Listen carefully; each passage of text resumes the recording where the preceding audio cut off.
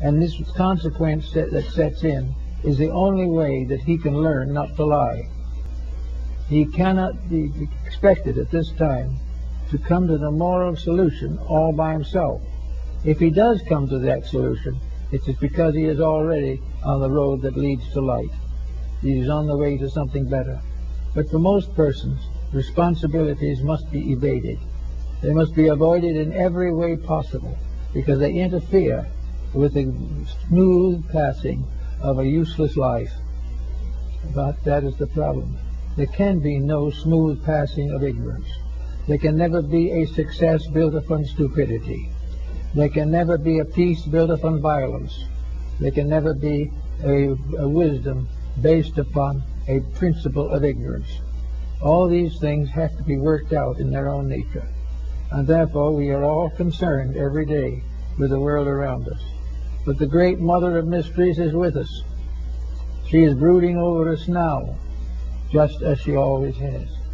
She is the one that is constantly waiting to bring the wayward children back again to the rules.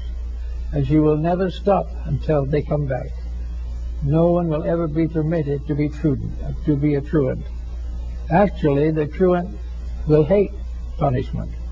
The dope addict will hate to be prevented from gaining his justification or his pleasure from the narcotics.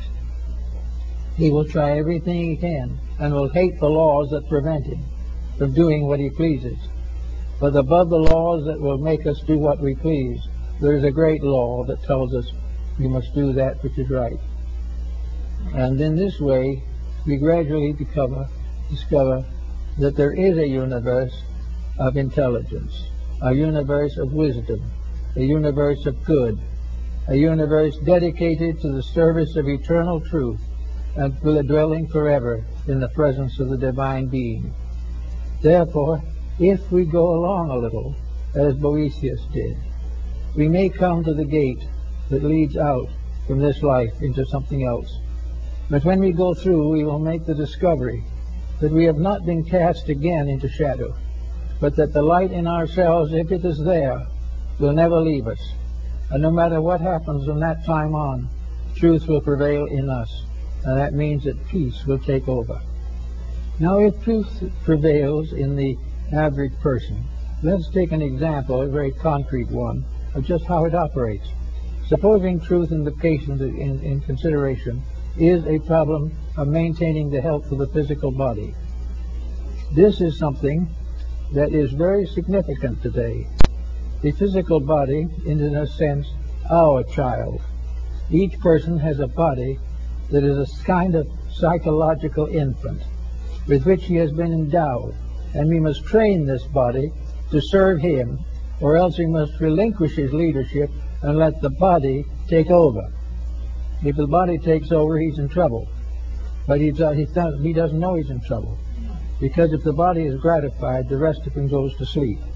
But the real fact of the matter is the body has to be brought into harmony. It has to be disciplined. Now, when the body is brought into discipline, it is said to be healthy. When the soul is brought into discipline, it will be said to be healthy. When the infinite in man is brought into discipline, then the universal being is healthy.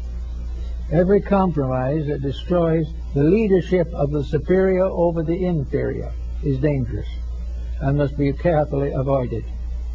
So we know from every experience of living that we can and do have the power to change things, to make them what they should be, to accomplish that which is necessary for the common good and for our own good.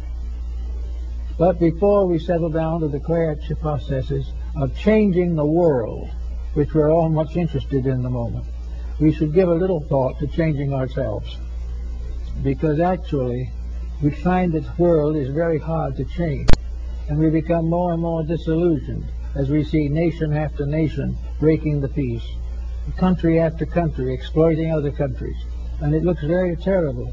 But if we look down from the heights of those things into private relationships, we find people after groups out to destroy each other. We find exploitation.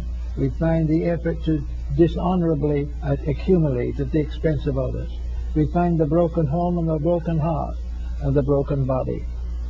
So that we know that the great change that is necessary, we have not even been able to make in ourselves. Little by little, however, we have an answer to this. As the health problem goes along, we suddenly learn that there are ways that health can be improved. But improving health is nearly always a discipline. We have to do some things differently. We have to sacrifice some excess in order to achieve moderation. We have to do something right in order to nullify that which is wrong. So we discover that only through discipline can we bring ourselves back into harmony. And in the moment we come back into harmony, the mysterious power of nutrition, which is another being, another radiant character, that nutrition can take over and do properly for us. All of the gods of antiquity must manifest through disciplined bodies. We think of wisdom, it's only possible through a disciplined personality. Wisdom in the keeping of the foolish one is folly. We know that there is only one way to achieve courage, and that is to be dedicated to a cause worthy of courage. If we try to use courage to defend negative things, we risk to hurt some more. Everything is there to challenge, but nothing is there to hurt for the reason of destroying us. It is because it is the only way to prevent us from destroying ourselves. Now, if we look around us in society today, we see the problem that is coming everywhere at this time. We see the problems of space, of housing, of food, of health. All these things we see very definitely. We realize that something has to be done about them. So we start trying to plant trees. We try to find ways to purify water. We try to find ways to cleanse the earth of the pollutions and problems that beset it. We try to find ways to control the population, prevent the destruction of natural resources.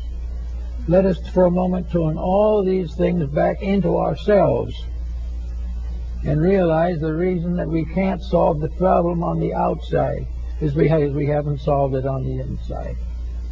We haven't made the contacts which make it possible.